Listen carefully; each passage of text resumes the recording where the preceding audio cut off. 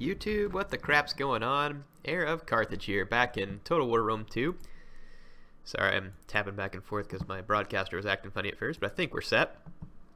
And I'm going to bring you just an online battle replay, not a faction focus or even a tournament battle. I know I've been doing a lot of those recently, but just because that's mostly what was coming across for me. But obviously I still have some battles I want to show you. And this time it's going to be myself playing as Carthage, going up against Pontus. Some of you might be like, Heir, why don't you just do the Carthage faction focus? Oh, I don't know. I like Carthage so much. I guess I'm just trying to save something fun before Rome 2 is over for me to do. So, Carthage and Pontus are actually a pretty interesting matchup in my opinion. Pontus has some wickedly nice tools at their disposal. Cappadocian Cav, Noble Blood Cav, lots of skirmishers. Pontic Peltist are kind of brutal if used right. They have lots of good tools. But Carthage has an interesting arsenal as well. Neither one of these factions is a power faction because they lack certain key elements, but both of them are a kind of diverse faction that face off against each other in an interesting manner, in my opinion. So I would say Carthage, or Pontus, one of their main tools to use against Carthage would be these mercenary Scythian horse archers. Long-range missile cav is something that Carthage does not have, nor does Carthage have javelin-armed spear units. So it's going to make it challenging. You can use Iberian swordsmen, but Iberian swordsmen are very vulnerable to missiles and could just get themselves shot to death. So you have some answers, but it's not necessarily the best answer. Let's take a look at my army and see what I've brought to counter Pontus. Obviously I have some late Libyan hoplites on either flank. I think I just have 2 of them in total. I've got 4 mercenary Iberian swords, and there's one main reason why I bring these guys against Pontus, and it's chariots. And if my opponent doesn't bring chariots, they can pay dividends against his cavalry by hurling javelins, but mainly to counter chariots. And then I've got 3 mercenary Balearic slingers. Why not Cretan archers? Well, because I feel like Balearic slingers are going to be more ammo. Again, their arc of fire isn't quite as high and slow as an archer. I don't know that it's true, but it seems like you'd have a better chance of actually hitting a chariot with these guys rather than with an archer unit. But I'm really hoping to use javelins against the chariots. Now my opponent immediately moves up with his horse archers, and he starts firing on my Libyan hoplites, late Libyans. These guys have really nice armor and block chance, so I'm going to let him spend all the ammo he wants.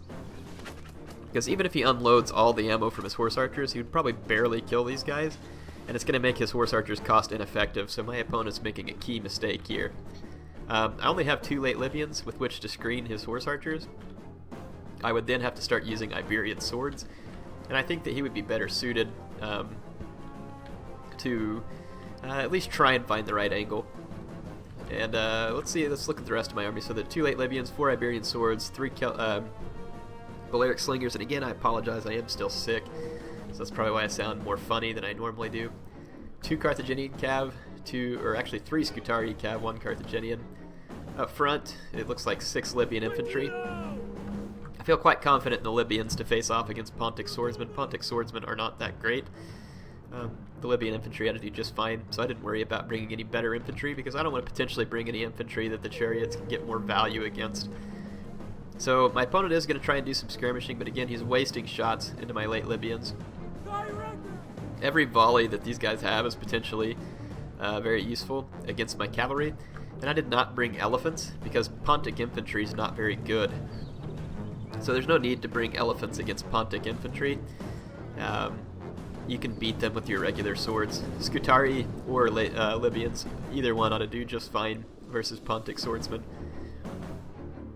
So I would not recommend the elephants versus Pontus because Pontus has too many capable skirmish units. Let's look at the rest of his army.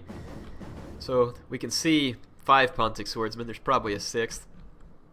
He's got a Pontic Royal Cav and a Cappadocian Cav. Possibly the same on the other flank. And then we can see a Thurio spear here. That's all that I can see of his army at the moment. My opponent definitely has a terrain advantage here.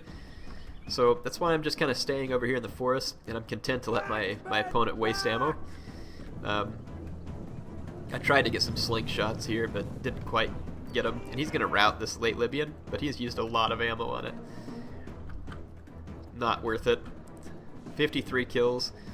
And 21 here, so the total is 70 some odd kills, but the unit only costs 300 talents, so I'm perfectly happy to make that exchange with them.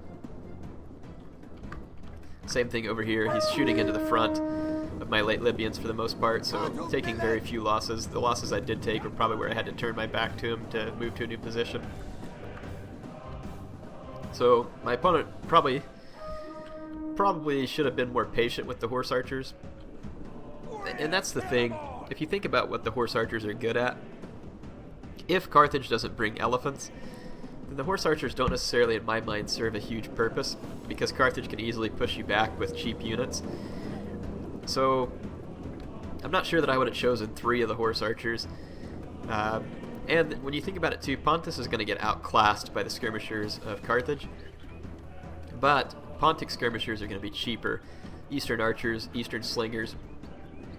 I would think that your best bet would be to make up for in numbers what Carthage can't, because their only skirmish options are very expensive. I do go ahead and push up my Balearic slingers. I want to start putting pressure on the Pontic infantry to force an engagement, or to at least force my opponent's hand. Notice that I keep my Iberian swordsmen very near my infantry line. And I can't remember if I did or not, but I think just to be safe, I may have turned off fire at will on some of my infantry in order to try and get them to brace in case of a chariot charge. But notice I keep them at a slightly safe distance, but enough to where if the chariots charge in, I can definitely get a good javelin volley. And 1 or 2 well-placed javelin volleys is enough to kill a chariot unit. It's just tricky because the way the hitboxes work on the chariots is kind of odd, and the way your guys will target them sometimes does not work out very well to your favor, if not most of the time doesn't work out well to your favor. I can now see another Pontic Royal Cav and a Cappadocian Cav, so indeed my opponent has very nice cavalry. And the fact that I already lost one Libyan hoplite, actually, it's not good because my opponent spent way too much ammo on it. He's still spending ammo on it, but at the same time it takes away some support units that I definitely need to face the Pontic Cav. And if I have to start peeling Pontic or Iberian swords to deal with Pontic Cav, it means that I have less units to face his chariots. 6 Pontic swordsmen going to face off against my 6 Libyan infantry. Again, even with the slight uphill advantage, I feel very good about the Libyans' capability here. It's possible the Pontic swords could win with the uphill advantage, but I'm not worried. Going to use rapid reload. At this point, I want to make one of his Pontic swords combat ineffective so that the uphill advantage definitely won't really play a role. And this Pontic sword unit, because of my opponent's hesitancy, eats a ton of sling fire and is now combat ineffective. I'm going to match my opponent's charges across the line. So my opponent won't necessarily gain any kind of bonus here other than just fighting downhill. But since one of his units was made combat ineffective, I'm feeling quite good. So now my slingers and my Iberian swords are still free to deal with enemy chariots. My opponent does bring up his Thurio spears. And let's see if he starts firing. Not yet. But I gotta be careful because they're close to my Carthaginian cav and I shouldn't have let them get this close. We'll just kind of see. Again, I'm content to let the infantry fight play out. I'm going to use my Iberian swords to intercept the Thurio spear so they can't throw javelins at my cav. But he's going to intelligently bring this Cappadocian in, knock out my Iberian swords, but then that's going to allow me to countercharge. Well, if I was smart, I would have. I didn't. I see his chariots making a move, so I immediately focus a Balearic Slinger Fire, and my opponent's going to make a move that's common from people who use chariots, which is they know they can just run them through the back of their own men. Again, a lot of my sling fire missing, but then here comes the javelins too. Again, most of my javelins missing because of the way that these people aim, but because he goes through the back of his own men, it's enough to slow his chariots down just a little bit. And you can see that the amount of skirmish fire incoming is very heavy, and so the chariots actually start to drop quickly. Dropping chariots isn't that hard. It's actually hitting them that's difficult. And in this case, I had all the right scenario for me, so his chariots are rendered absolutely neutral here. Only 24 kills. Pretty worthless. So his chariots are off the field. I can chase his Cappadocians off with my my spearmen and my cav. I've got cavalry to protect my skirmishers. My infantry is handily winning the fights.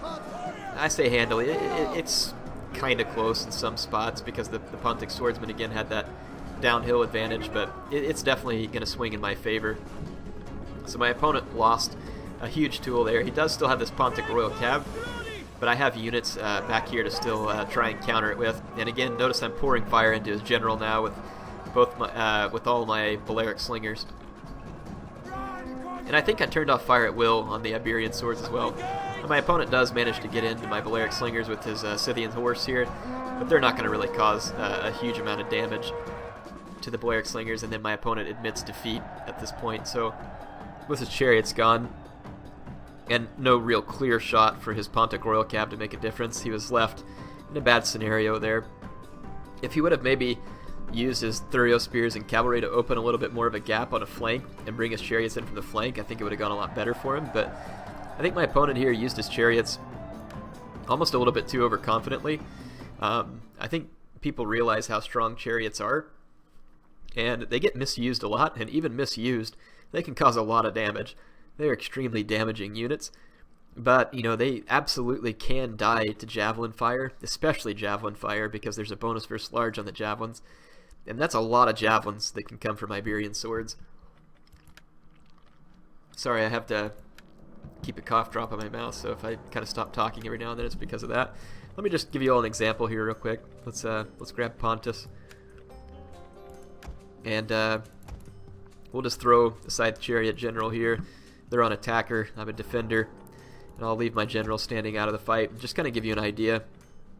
So the cost of that chariot is 1380. Again, very potentially deadly unit. But just to give you an idea of different ways you could stop them. So at 1380, it'd be a little more expensive if I did that. But let's just show you what happens if I get, so let's see, 3 of these guys. So 9, 150, 1050. I'll just go with 3 of them because it's cheaper than the chariot, just to prove my point here. Just to show you how effective the missiles can be. They work best when the chariots are stopped, obviously, and it's a little rainy here too, which is going to reduce the effectiveness of missile weapons, but I think this will still prove a point. Warriors, eager for blood! Iberian swords! So these are just cheap sword units with very low armor and health, but because they have precursor javelins, they're going to be able to do a lot of damage to chariots. So this is much less spend than the chariots. Now, granted, the chariots are very dangerous to even very expensive units, so I get that, and this is an ideal scenario, but I just want to demonstrate that if you do get hits, how devastating that javelin volleys really can be to chariots. See how one of them already dropped before. Well, of course the AI is pretty derpy, but even though they hadn't actually slowed down, but I mean, again, if you can get the chariot slowed down even just for a second, javelins will absolutely murder side chariots. So the side chariots themselves are ridiculously strong, and they can cause horrendous amounts of damage, but when dealt with properly they can be slowed down. But again, on the other hand of that, you know, if I were to demonstrate, you know, because again the AI is pretty derpy in the way that they do things, and let's take like Rome for example. Why can't I find Rome? There we go. And let's say a couple of side chariots up against, say, many Praetorian Guard.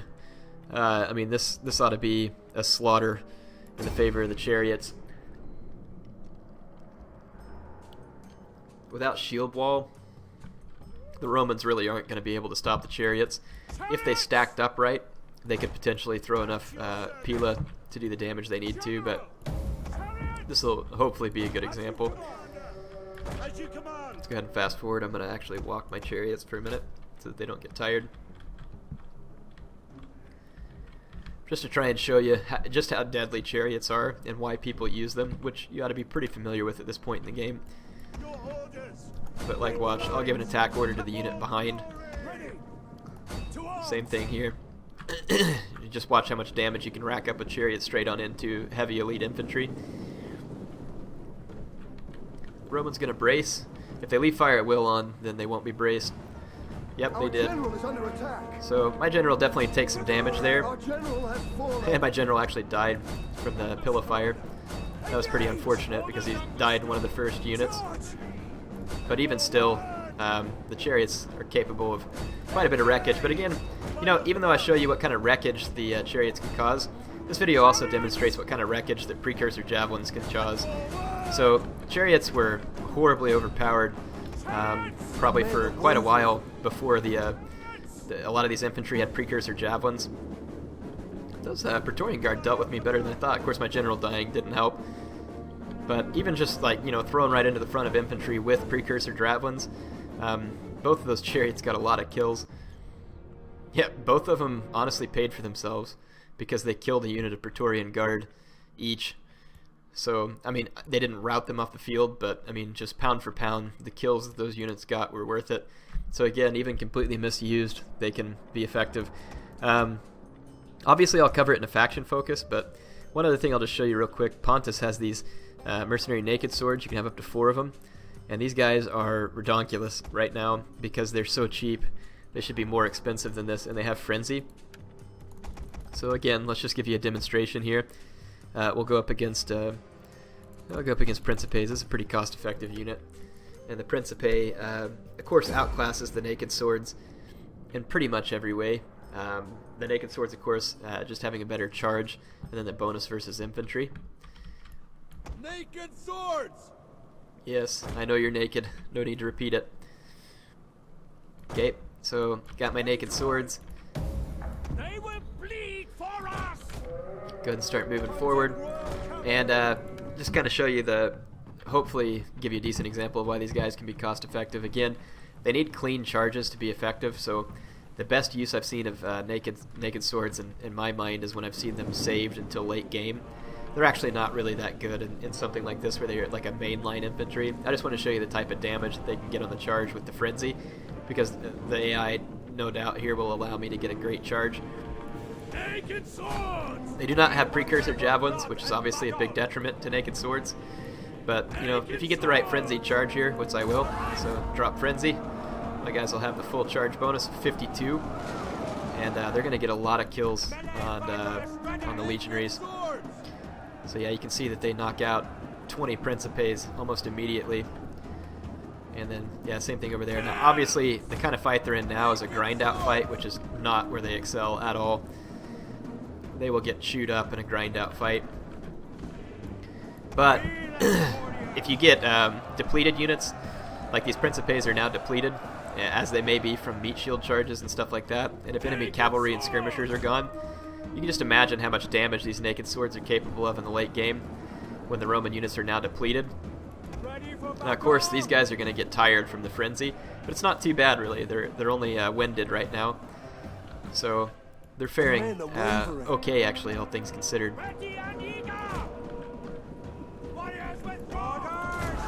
Just watch here, so we'll do some damage. So, I don't know, 40 kills head-on against 2 Principes. Oh, see, these guys got hit by the Legatus, so they're worthless. That's one of the weaknesses of naked swords, so even just the Legatus will really screw up the naked swords. Rear charging, though, obviously going to be effective. But, I mean, naked swords definitely a good unit. They're definitely a glass cannon. You can see here that they managed to get a lot of kills. I don't know if you'd call it cost-effective or not, but, and again, in a head-on engagement, I don't think that I would call it cost-effective, and I don't think that that's how I would use them. But again, you can imagine if you save them for the late game where the enemy units are not in very good condition as far as they've already taken damage. Look at that rear charge from the Pontic Royal Cav there, just decimating. Of course, now the AI is rear charging my men. Let's do the same thing over here and rear charge this blob. Pop battle rhythm as well. Pontic Royal Cav is actually very deadly on the charge. Leave them in there for a second, let them get their charge bonus, and then rinse and repeat. So yeah, anyway, just having some fun now. I don't even know why I'm showing this, other than I just want to finish it since I started it. Let's bring one more charge in here. Romans are going to win this, I'm pretty sure, but look at this, 57 kills with only 1 loss so far for the Pontic Royal Cav. So, showing you what shot cavalry can do in the right scenario. But again, whenever they charge, you're going to need to keep them moving.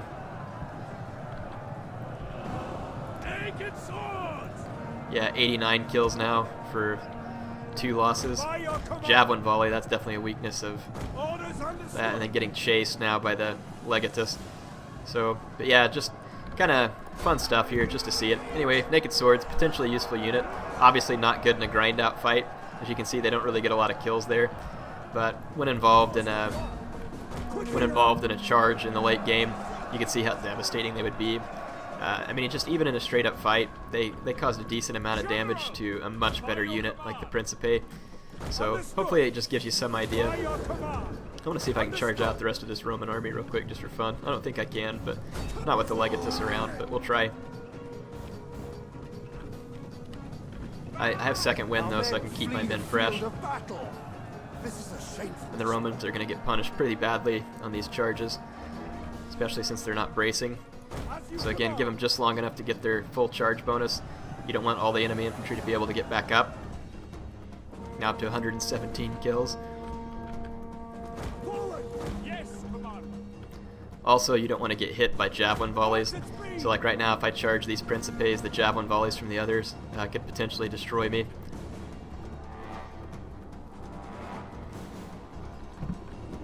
And you'd want your guys to stay rested. Anyway, this is a good demonstration of how cycle charging can be effective. So again, shock cavalry to me, great late game tool if you can get them there. Not usually going to be easy. Should be able to charge straight through here after knocking those guys down, but no, for some reason my guys didn't really pull through, and then I took a javelin volley. If you can successfully charge through like that, you can be good, but yeah, see how that javelin volley screwed me up so bad. About to get second wind and battle rhythm back. Not going to hurt to put a little more distance here. 144 kills. So again, unsupported infantry are going to suffer very badly to shock cavalry. This is one of their best uses. But see how the Romans are coming at me in multiple lines. It's really bad for me actually because of the javelin tosses.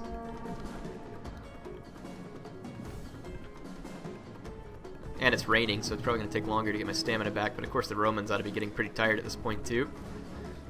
Not a bad idea to let my guys rest for a second here. Let's charge the bigger Principe unit here. Looks like the Romans actually try and stop and brace. But if they leave fire at will on, it's not going to work.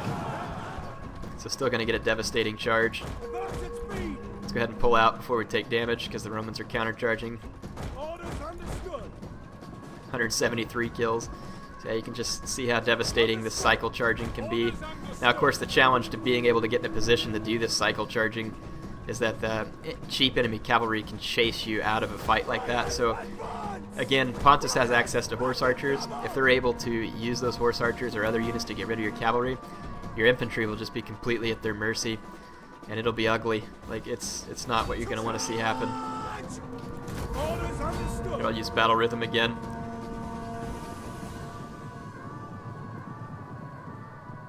I probably should have charged the unit in front because it ended up blocking my charge there.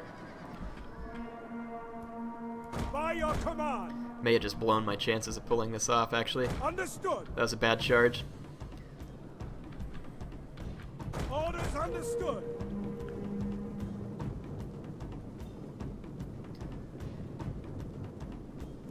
Let's turn around and charge the Roman general. The Legatus is open now. Our general has fallen. Oh, my general died, so now I lost my unit abilities. That's funny, they threw javelins and my general died, and the Roman general survived a head-on charge with shock cav. By your command. But the Roman general's wavering now down to 11 men. He survived that charge a lot better than I thought he would. Of course, now I can't use second wind, which means that I'm screwed. But again, just look at that, 200 kills on the Pontic cavalry at this point. Again, javelins are your #1 enemy, and cavalry are also a big enemy when you're trying to use this strategy effectively. Both of those things will ruin your day pretty quickly. But again, just see the potential here now, 215 kills.